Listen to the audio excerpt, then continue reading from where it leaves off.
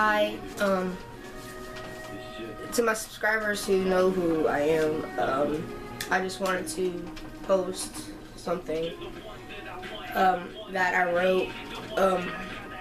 It's about my life, and well, this is basically how I grew up, and this is the reason why I'm the way I am.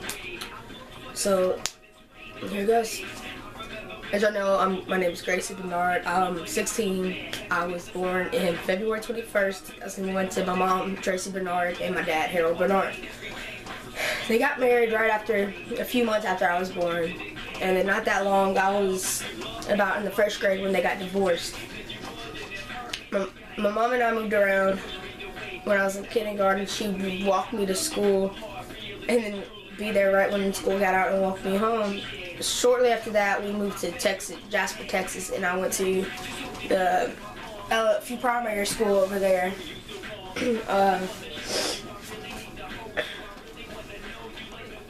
In the year 2003, my mom was diagnosed with ALS, which is also known as Lou Gehrig's disease. ALS is a disease that kills the voluntary muscles, making that person unable to move any part of their body except for their eyes. That's the only part they're able to move. I lost my mom at the age of 10 due to the disease. While she was alive, I did everything I could to help. I'd help bathe her, I'd hold her up, I'd help clean her trach because she had a feeding tube, a catheter. She had a trach and a vent to help her breathe. Without that, she would have been dead. It started normal, getting worse every day. First, she lost her ability to talk, and then she lost all ability to do anything. If it wasn't for my dad taking care of her, I would have lost her a lot sooner than what I did. And I may not like my dad a lot, but he did help my mom.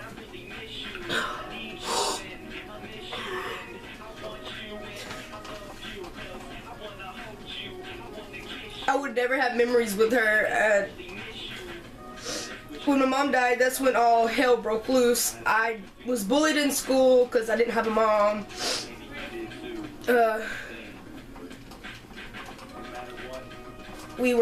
My dad was out of a job because he took care of my mom. So we were trying to get back on our feet. We didn't have a house.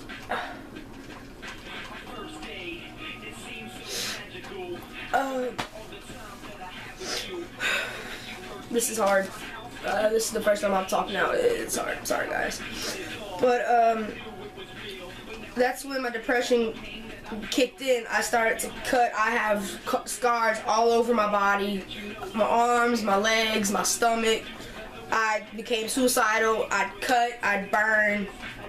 And then when my dad got a job in a small town of Louisiana named Erath, I had some friends, but I was still bullied. After about a year, we had a guest speaker who later came to the school to speak about abuse and how we all had all kids have a voice. And she became my mentor, and I became very close to her. And at about 15, I dropped out of high school, went to a program that's called Louisiana National Guard Youth Challenge Program.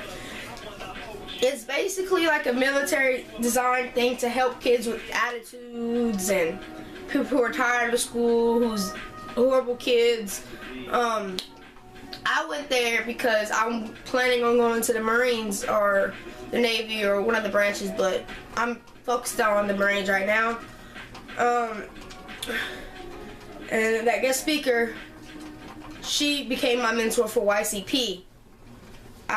It took 5.5 months. It's a 5.5-month program. I graduated with my high set, which is high school equivalency test. But if it wasn't for them, I probably would have killed myself, but I didn't. I've had some friends, and then the others were fake, and then they'd turn around, whenever I had money, they'd use me for my money. And nobody really cared that I lost my mom. they'd all make fun of me. It's like, oh, you're motherless and you're a piece of trash and you're a piece of shit, and it hurt my feelings so bad that I became really suicidal at that point. I've tried to commit suicide about 3 times already. My mentor, whose name I will not mention because I didn't ask her, so I'm not mentioning her name. She is an author of books, and I have 2 of her books. They're really good. They're about abuse. When my mom died, I lost everything. I had closed myself out.